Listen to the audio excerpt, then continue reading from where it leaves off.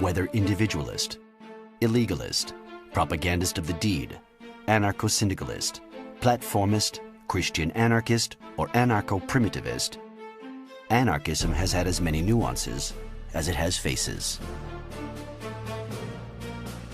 And now that it appears to be confined to a minority, people forget there was once a time that it dominated the world.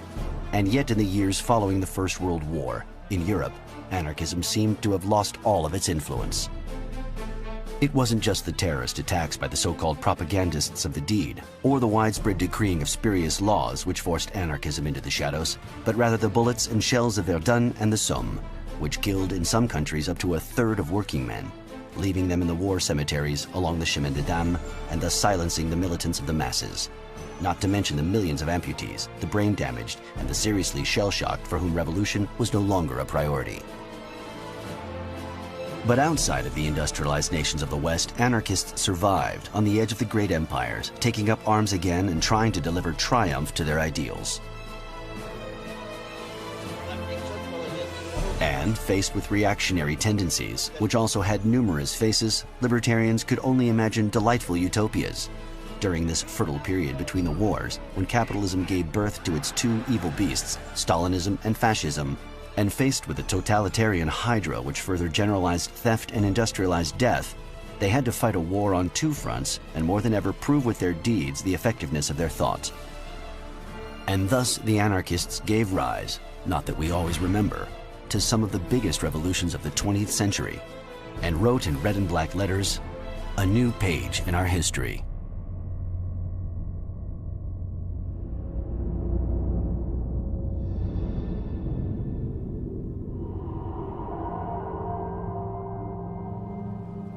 For 50 years on the continent of America, anarchists formed the backbone of social action. They were members of the Industrial Workers of the World, which spread its wings from Canada to Australia. They fought alongside FORA, the huge Argentine Workers' Federation. In Bolivia, they gave FOI a red and black flag as its emblem. In Chile, they organized mass demonstrations, and among the ranks of FORU, in Uruguay, they led shows of strength on the streets of Montevideo. They controlled the docks in the Caribbean, opposed fledgling banana republics, and fought for the independence of Cuba and Puerto Rico. In the United States, they protested on roller skates against unemployment and against war, brandishing the skull and crossbones. It was the anarchists, and not the communists, who prompted within successive US governments, despite the famous Red Scare, their darkest fears.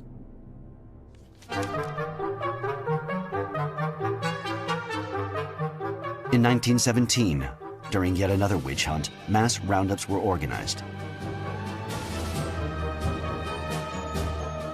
Thousands of foreign anarchists were arrested as a prevention, held in prisons, and finally deported on the Buford, ever so subtly nicknamed the Soviet Ark. And as the land of liberty feared libertarians more than anything else, propaganda was spread against a backdrop of ragtime, smiles, and cartoons. Cartoons that amalgamated anarchist and Bolshevik vermin, assimilating them to rats that needed exterminating. Cartoons made by a joyous captain of industry who would end up showing his affection for the Nazi Party. Il faut savoir que les États-Unis sont un pays où The United States is a country where the war against trade unions and other workers' movements was of an unparalleled brutality in the Western world, a brutality often enforced by the powers that be, aided by the mafia. Sounds unbelievable, but it's true. The government worked with the mafia to break the trade unions and the workers' movements. There was a very strong repression in the United States, notably against Italian immigrant anarchists, who mainly adhered to the so-called anti-organizational tendencies. They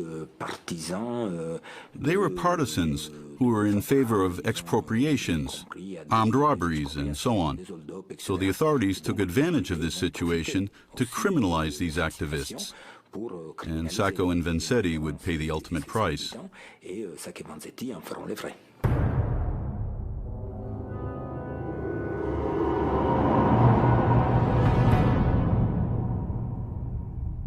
Sacco and Vanzetti were two essentially rank-and-file anarchist militants who never would have been remembered by history except for what ends up happening to them.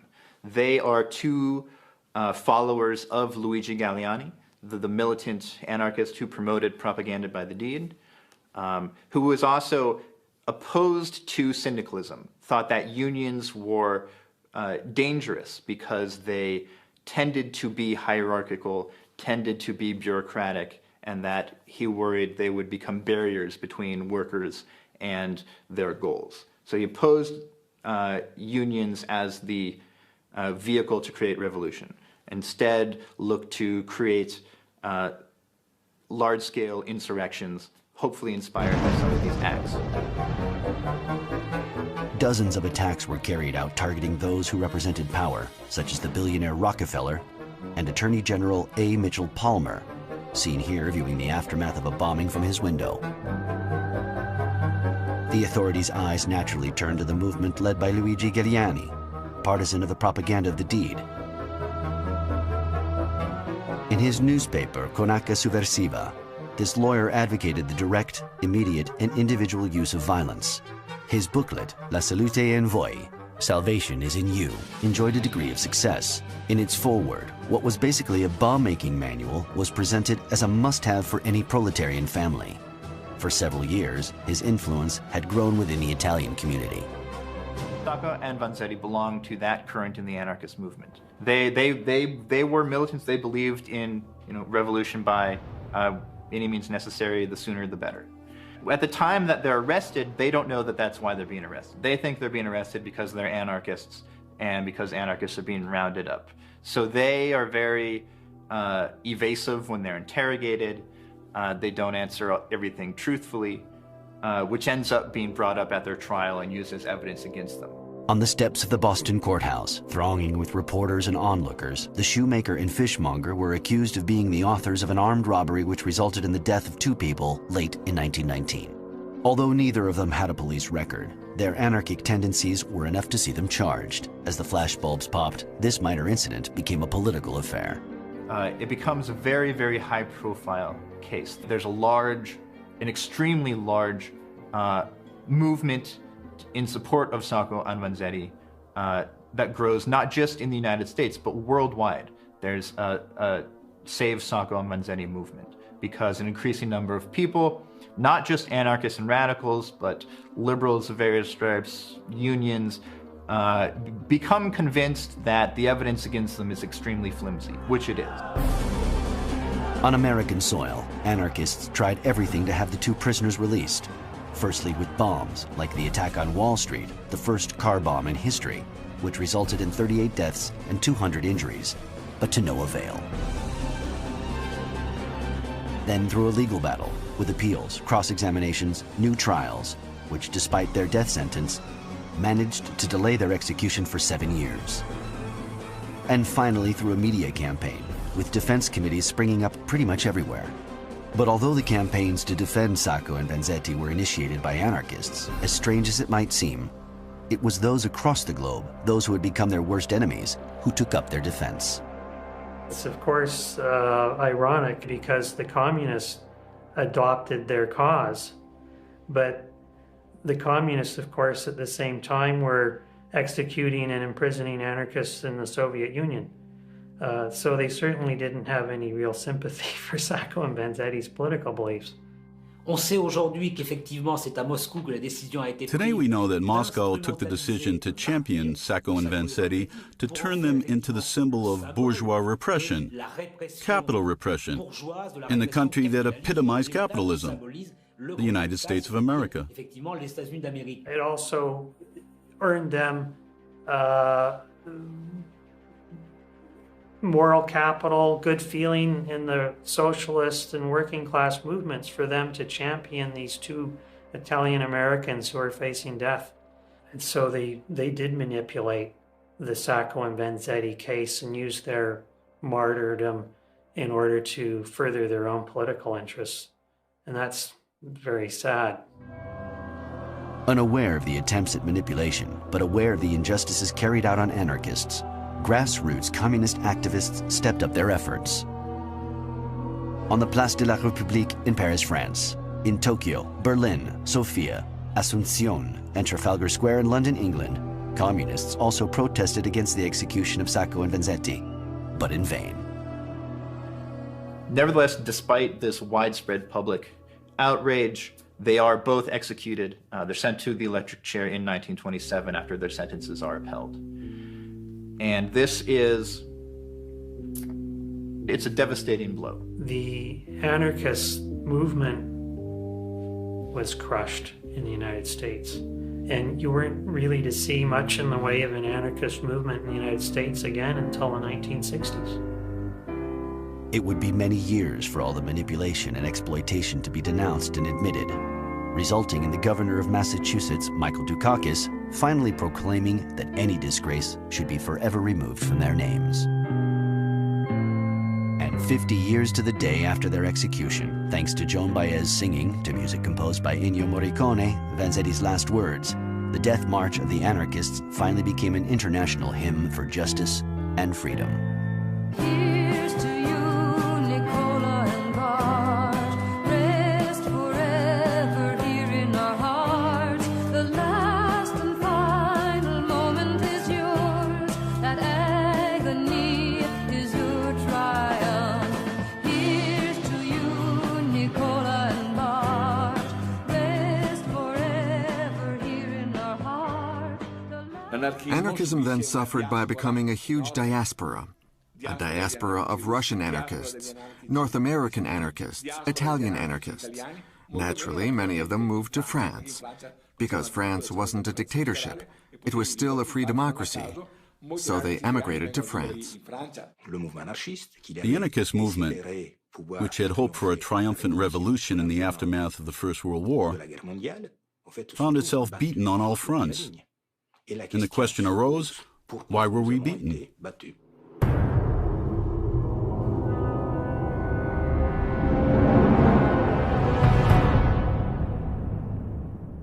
In the Roaring '20s, Paris became the center of the world once more. Montparnasse took over the artistic baton from Montmartre.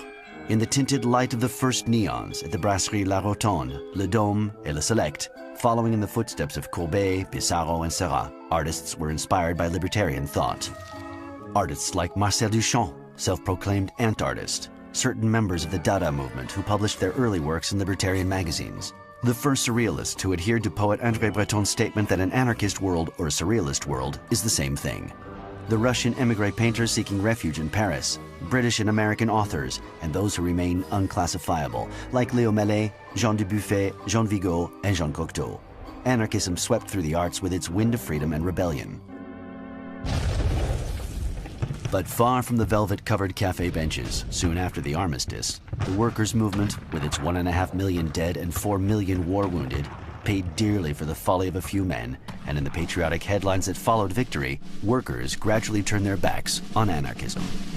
There was a real break, a cultural break, which resulted from society having been totally militarized for 4 years. That did not favor the growth of anarchism, and I don't think it was down to chance that the form the Workers' Party took after World War I was Bolshevism. Bolshevism had a hierarchical structure very similar to that of the factory and the army.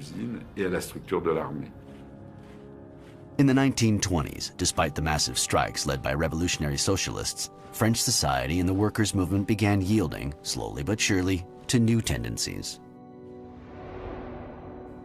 By founding the French Communist Party after the Tours Congress, Marxist-Leninists, strengthened by the seizing of power by the Bolshevik Party in Russia and the creation of the Comintern, began to attract the proletariat. The communists gained ground on the anarchists, took over their structures, and appropriated their martyrs and symbols, like the Internationale, which, after the removal of a few bothersome lines, became the Soviet hymn. The struggle led by Leninists across the globe also claimed its victims. 2 anarchists were killed in violent street fights over the control of the trade union headquarters. But as if that weren't enough, in the post-war years, anarchists saw a new threat rise up. For to mislead workers even more, to fascinate the working class, and to reassure the lower middle class, capitalism decided to wear its most spectacular mask yet: fascism. The fascists had fought in the war and had learned the most evil lesson of war, which is violence. But unlike the violence of the revolutionary left, fascist violence was more professional. The fascists had learned during the war that violence needed to be extremely well organized. The expansion of the fascist movement through violence was accompanied by an attempt to appropriate the symbols of anarchism. Such was the case of Action Française, presided over by Charles Maurras. It created the Proudhon Circle, a political think tank named after the founder of anarchism, so as to attract workers into its fold. It would become the cradle of French fascism.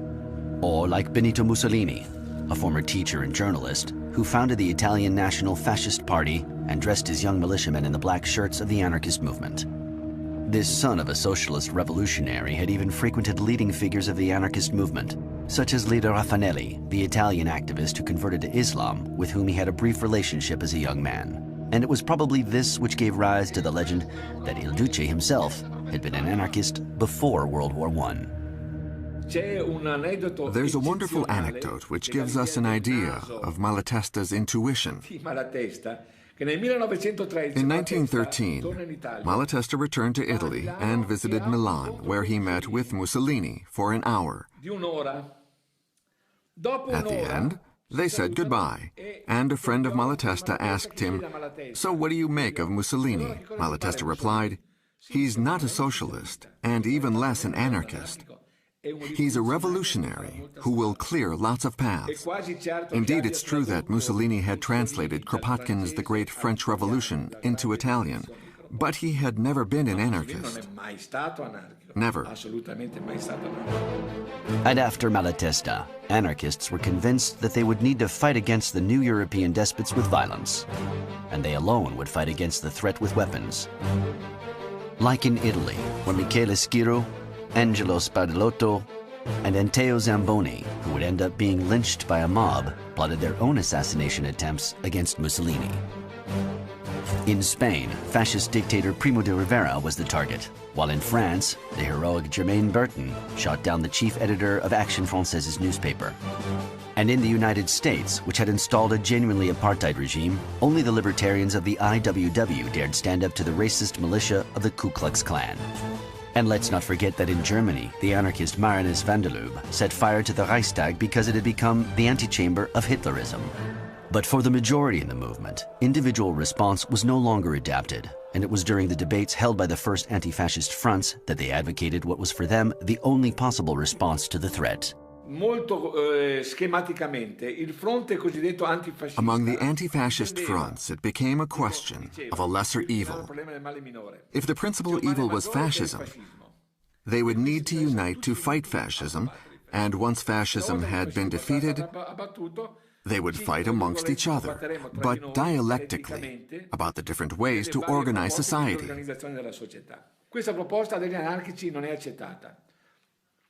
The anarchists didn't accept that. They believed they should fight fascism militarily and also fight with a social revolution. To them, the only way to eradicate fascism was through revolution, which would drain the financial and social foundations of fascism. In June 1926, in Paris, a pamphlet was published entitled Organizational Platform of the General Union of Anarchists. It was a thunderclap in the small libertarian world, not only for the appeal it launched to unite the movement, which had always rebelled against all forms of organization, but also for the name of its principal signatory, a returnee from the ashes and tears of the Ukraine, then working on the assembly line at Renault, and whose body was one big scar, Nestor Makhno. Makhno arrived in Paris, having experienced prison camps in Romania, Poland, and so on. And he arrived at a time when revolutionary ideals were in decline, because they were no longer the dish of the day across Europe. Plus, the image of the Soviet Union was positive enough for the communist movement to build itself upon. So the anarchist movement found itself extremely marginalized. A number of anarchists believe that the origin of their defeat lay in the absence of organization, and the lack of togetherness between anarchist groups. And this point of view was upheld by the so-called Makhnovists, the supporters of Makhno, who would publish, with Arsenov, documents in which they declared themselves favorable to the founding of an organized anarchist body, based on the principle of collective responsibility, which they believe to be fundamental to taking up the fight again and eventually winning it. Anarchism is no beautiful fantasy, no abstract notion of philosophy, but a social movement of the working masses. For that reason alone, it must gather its forces into one organization, as demanded by the reality and strategy of the social class struggle. The organizational platform published below represents the outline, the skeleton of such a program, and must serve as the first step towards gathering anarchist forces into a single, active, revolutionary anarchist collective capable of struggle. It's high time that anarchism emerged from the swamp of disorganization. Long live the organized anarchist movement. Long live the General Anarchist Union. Long live the social revolution of the world's workers. Some may have interpreted the platform as a desire to copy the Bolshevik Party, but it was actually the transposition of what the Makhnovists stood for as an anarchist group, by which I mean the elimination of anarchism from artistic trends, from individualistic tendencies, and from terrorist anarchism. It was clearly a class war led by armed groups. Rather than encourage the union of the anarchist movement, Makhno's appeal caused one of those endless debates that only libertarians were capable of. Responses flew in from across the globe. Oppositions, controversies, syntheses, total confusion reigned. And all this simply convinced Makhno and his followers even further that the anarchist movement needed discipline and unity. He decided to gather his supporters at Les Roses in the Paris suburbs for an international congress held on the 20th of March, 1927, at the movie theater Les Roses. Among those who attended were anarchists from Russia, Italy, Poland, Bulgaria, and even China, including the author Bajin. But at the time, Makhno was more focused on the situation in Spain. Why Spain? People have often asked the question. Maybe because people don't like anarchists. It was Léo Ferré who said that. But more realistically, it's because in Spain, socialists were already viewed as anarchists. It wasn't a socialist tendency. In Spain, socialism was already seen as anarchistic. Anarchism in Spain didn't just have working-class roots, like in France or Italy. It had a genuine working-class foundation made up of hundreds of thousands of activists. A working-class foundation which gave rise to a young 30-year-old anarchist mechanic who had sought refuge in Paris and had caught the eye of Makhno. His name, Buenaventura Durruti. They swapped stories, talked of past failures, and spoke of new possibilities.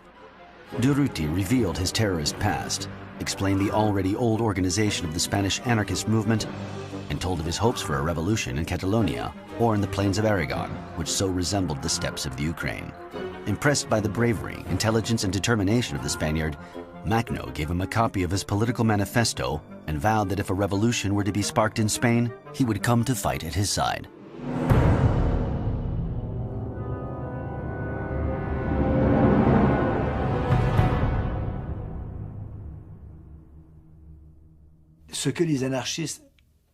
What the anarchists represented and aspired to was a very lofty ideal that would take a lot of preparation. In Spain, they had been preparing for 70 to 80 years for the Spanish Civil War.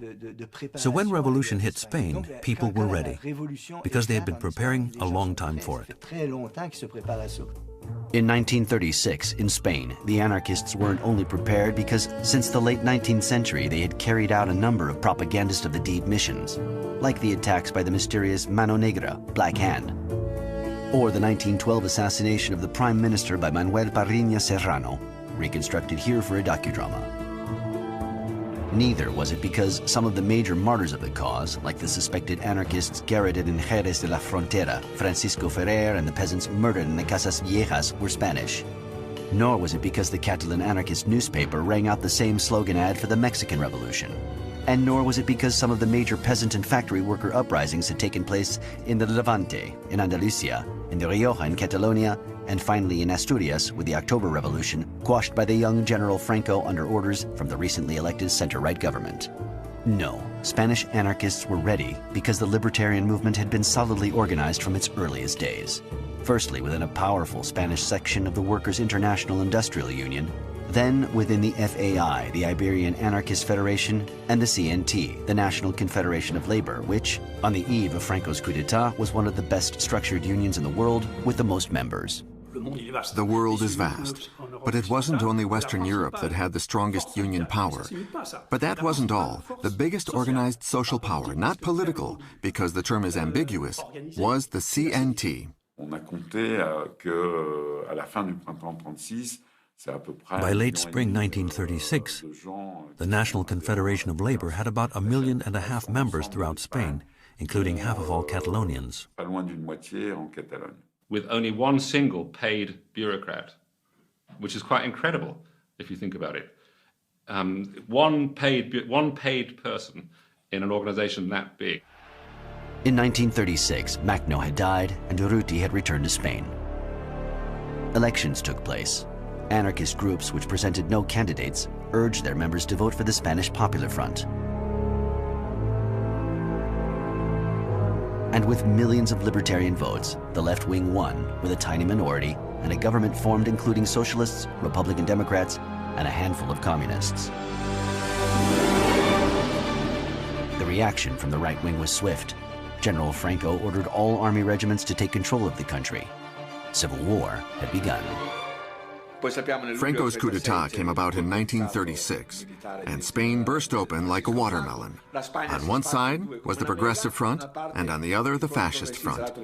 And for 3 years, it was a violent face-off. Like in Italy and in Germany, the upper classes applauded the putsch. Captains of industry provided finance for the fascists, and the Democrats abdicated. The government of the Popular Front, rather than call for resistance, resigned 3 times in one day. The people were left to their own devices, as half of the country fell under Franco's control. Libertarian groups launched an appeal for a general mobilization, and suddenly, in all spontaneity, as one, the anarchists answered the call. In Catalonia, led by Durruti, in charge of defending Barcelona, libertarians fended off right-wing forces. To the barricades, the hymn of the CNT, written by Valeriano Orobon Fernandez, a leading anarcho-syndicalist theoretician, in just a few hours became the battle cry of half a nation.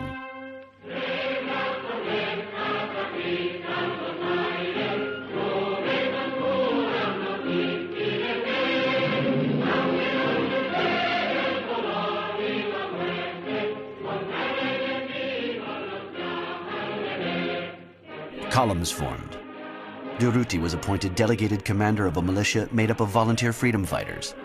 The column, with 3,000 men and women divided into several centuries, named after significant martyrs such as Sacco and Vanzetti, the Durruti column, along with the red and black column, marched on Saragossa, then converged one Aragon to confront the fascist armies. Inspired by the Macnovists, Durruti and his troops fought a war and led a revolution.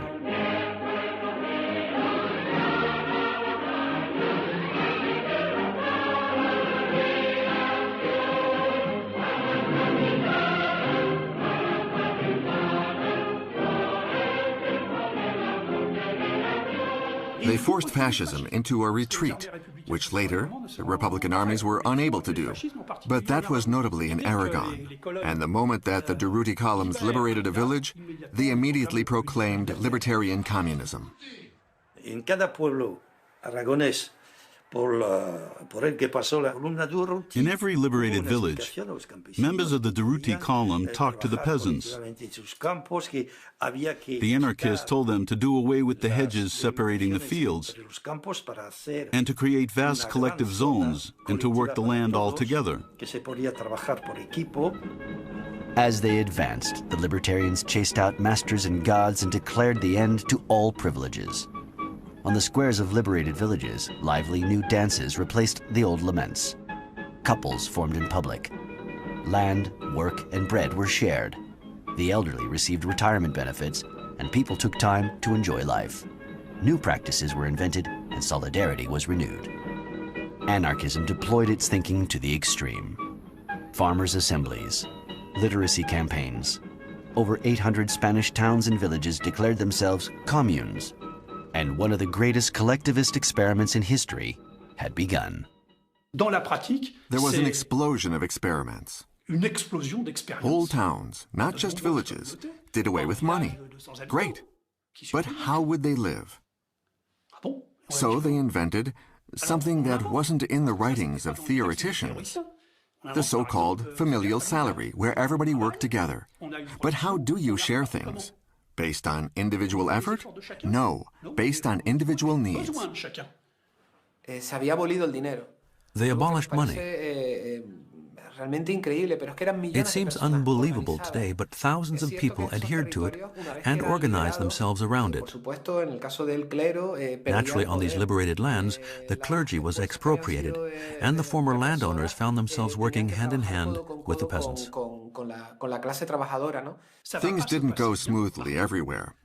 The anarchists chased out the Guardia Civil and the fascists. But then Franco's troops reconquered the villages, and you can imagine the repression that came after. People mention the churches burned down, and the priests killed by the anarchists. It is true. It did happen. When power is seized by the people, it generates acts like that. Revolutionary anarchist Mikhail Bakunin himself said, "When revolution comes, it's inevitable that 100 heads will roll." 100 heads isn't a lot compared to the horrors committed by the fascists. With almost unlimited material sent by Henry Ford and the support of Italian troops and the infamous German Condor Legion, Franco and his followers launched a campaign of social and ideological cleansing. Like in Seville, where 8,000 people were bayoneted to death, or at Guernica, where men, women, and children were indiscriminately slaughtered by Luftwaffe bombs.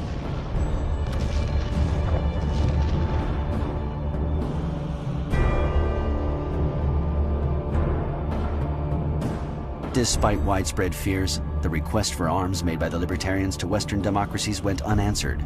The anarchists could, however, count on the international solidarity of the movement which, in newspapers and conferences, appealed for supporters to join the ranks of the insurgents. The Frenchman Sébastien Faure, anarchist burglar Maurice Jacob, the Algerian Mohamed Say, the Argentinian Diego Abad de Santillán, the Belgian Louis Mercier Vega, the Russian Georges Sasenko, and political activist Simone Weil, who enrolled in the Durruti column, like Emma Goldman, who at 67 years old fought in Catalonia. From all around the world, men and women arrived in Spain to support the revolution, and with the first international brigades, the Abraham Lincoln Brigade made up of mostly IWW members, the Malatesta Battalion, nicknamed the Battalion of Death, and the Louise Michel Battalion from France, foreign revolutionaries, as they arrived, suddenly brought about a change. In their countries of origins, whether they were French, British, American, or Italians or Germans who were in Franco's camps, at no time had they ever encountered an anarchist movement on such a huge scale. George Orwell wrote a wonderful account.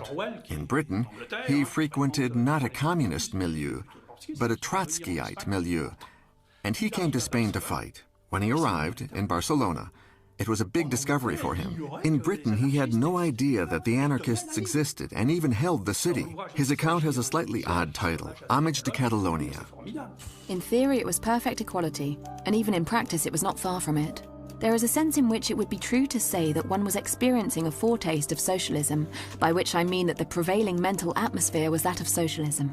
Many of the normal motives of civilized life had simply ceased to exist. The ordinary class division of society had almost disappeared. There was no one there except the peasants and ourselves, and no one owned anyone else as his master. As the international brigades left to reinforce the anarchist columns on the front, to the rear, now aware of the key role that propaganda could play, the libertarians took over the film industry, and with the little money they had, shot newsreels of the fierce battles they were fighting in Aragon.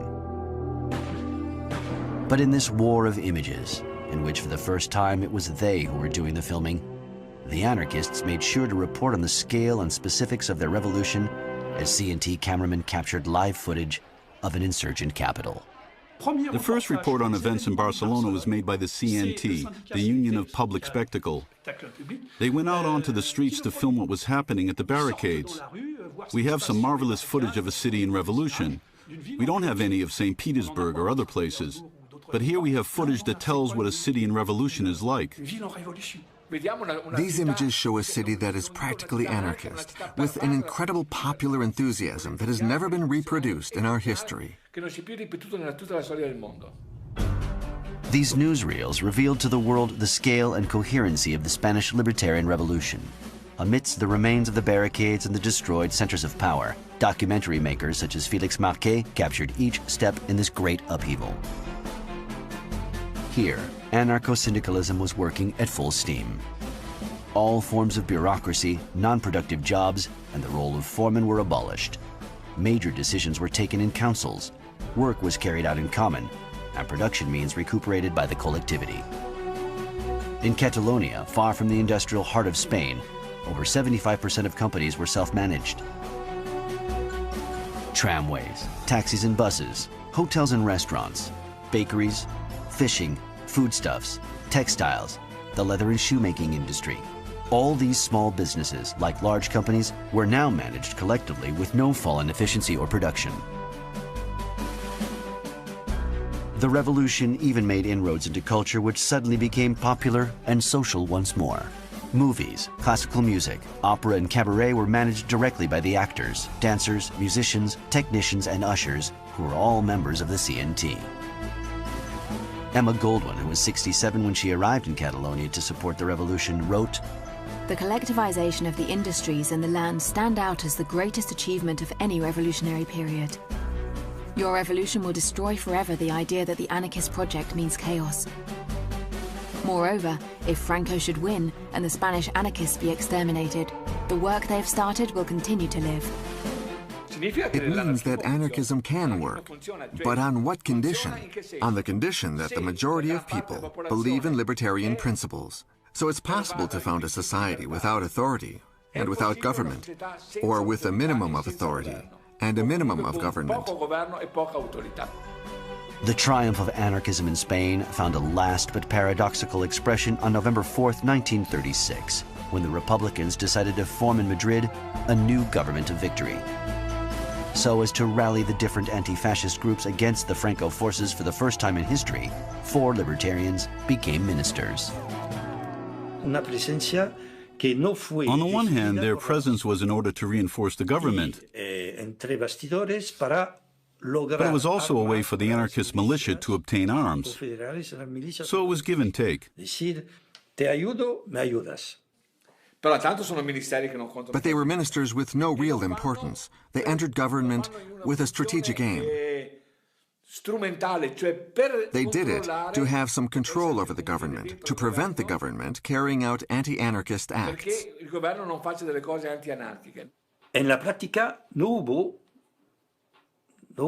In practice, the anarchist militia didn't really obtain more arms, and in the eyes of the combatants, this entry into government was at the worst a betrayal and at the best a mistake. So a split formed between the grassroots anarchists and the 4 ministers.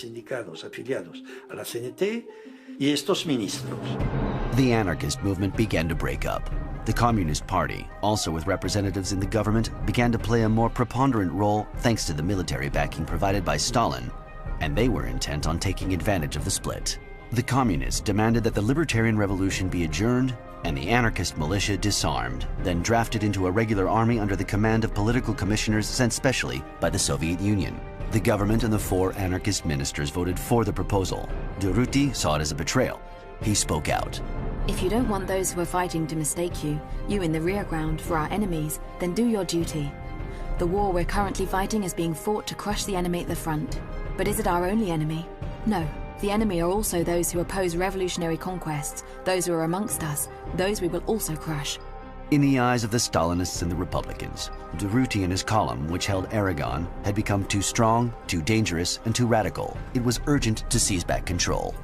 The moment he wanted to change things too radically, the reformists turned against him.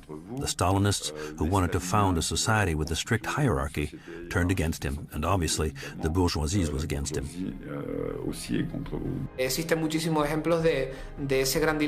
And it was at that moment that the Republicans were caught in a dilemma, and many of them began saying, "We prefer fascist order to anarchy."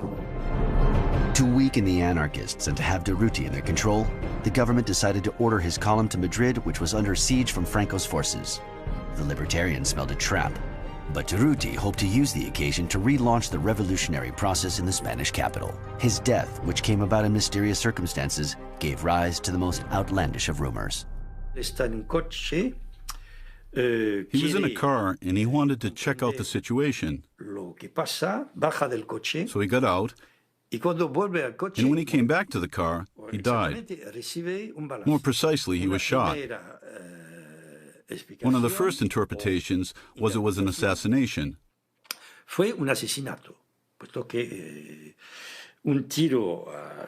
A shot like that from close range can only be an assassination.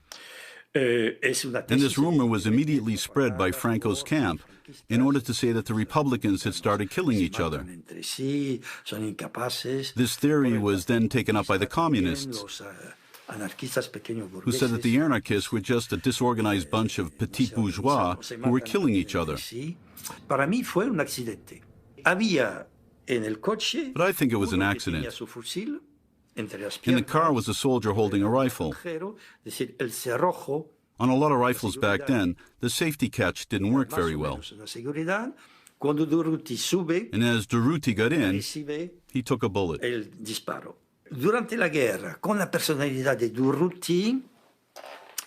the Civil War, saying that a figure like Durruti had died in a stupid accident caused by a misfiring gun would have sounded ridiculous.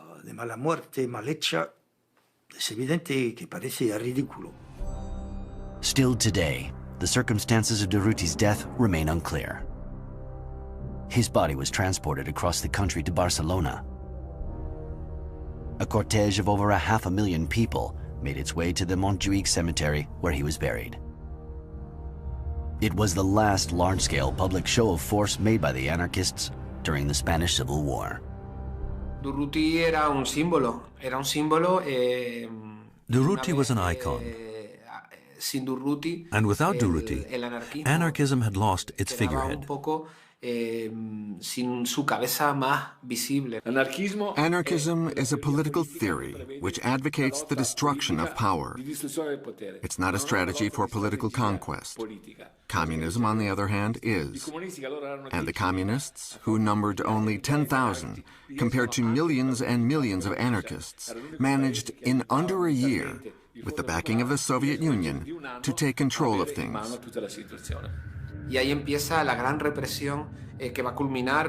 And that's when the Great Repression started, which would culminate in the events of May 1937 and the violent clashes in which the libertarian revolution was crushed.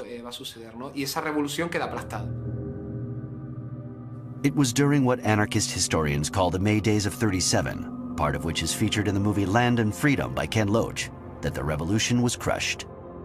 It began with the Battle of Telefonica. Since the beginning of the revolution, the anarchists had controlled Barcelona's telephone central. The Republicans, allied with the Stalinists, were determined to oust them. The fuse was lit. The people of Barcelona raised barricades. Despite calls for calm from the anarchist ministers, they faced off like at Kronstadt 15 years earlier. Only this time alongside the Trotskyists of the Workers' Party of Marxist Unification, practically unarmed against 3,000 fully equipped and highly trained assault guards. The clashes lasted all week. Remember that Franco's putsch in Barcelona had been put down in 2 days.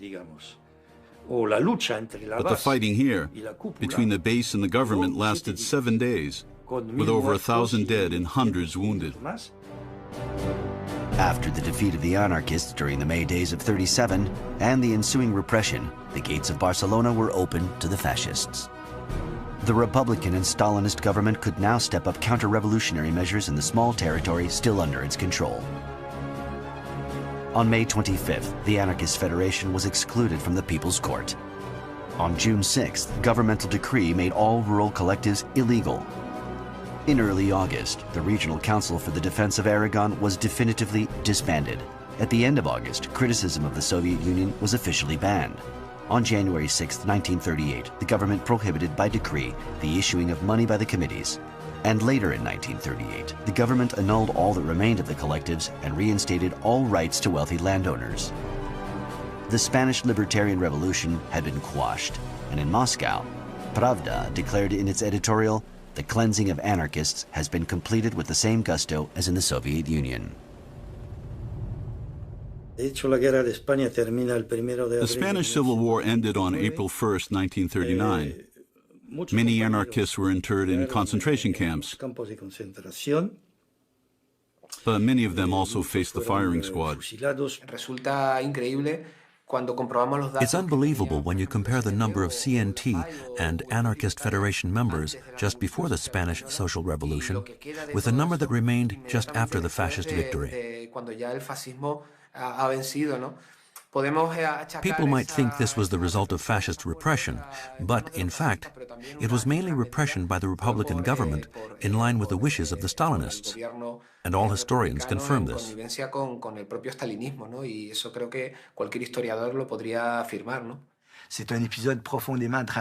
The Spanish Civil War was a deeply traumatic episode in 20th century history, even if it's not an episode that immediately comes to mind when you examine 20th century history. I see it as a huge turning point. It was a bloody and truly horrible event in 20th century history. The abandonment by European democracies, the Italian fascists, the Nazis, Stalinist Soviet Union. The whole of Europe ganged up to ensure the experiment failed, and fail it did.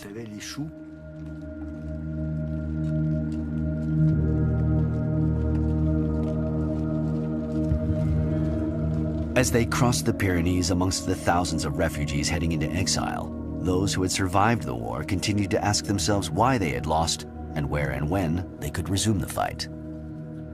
The situation of the anarchists after the First World War was extremely difficult. But after the failure of the Spanish Revolution, it was catastrophic. What option did they have left to them? To join up with the Bolsheviks? To convert to fascism? If they wanted to keep up the fight, what could they do? Join the French army to fight the Nazis? What else could they do to save their skins?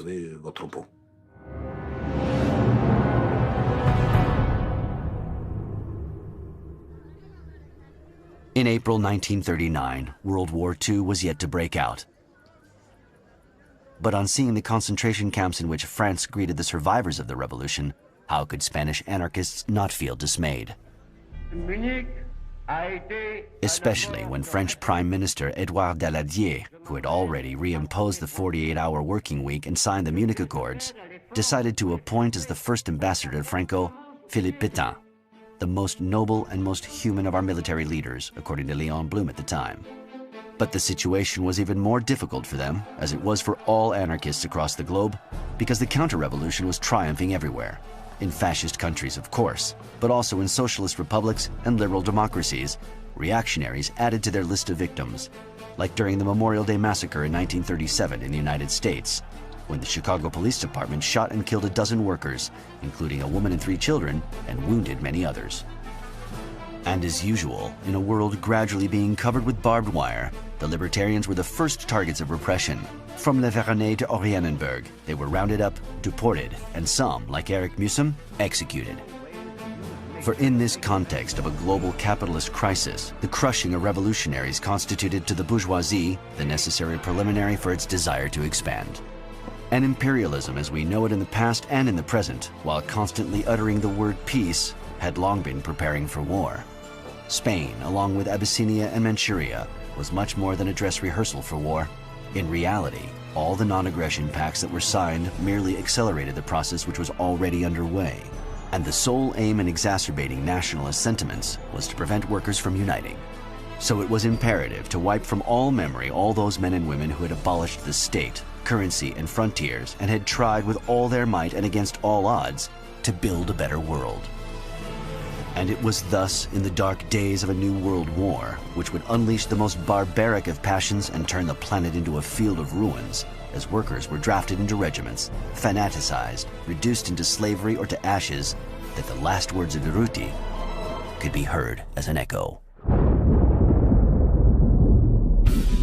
We've always lived in poverty, and we can continue to do so for some time. But don't forget that we, the workers, are the only generators of wealth. We operate the machines, we extract coal from the mines, we build the towns and cities. And we know that we will only deserve ruins because the bourgeoisie will try to destroy the world in the last instance of its history. But we have no fear of ruins because we carry a new world in our hearts. Car notre sang bleu est noir, notre drapeau rouge est noir, notre étoile jaune est noire, notre vie en rose est noire.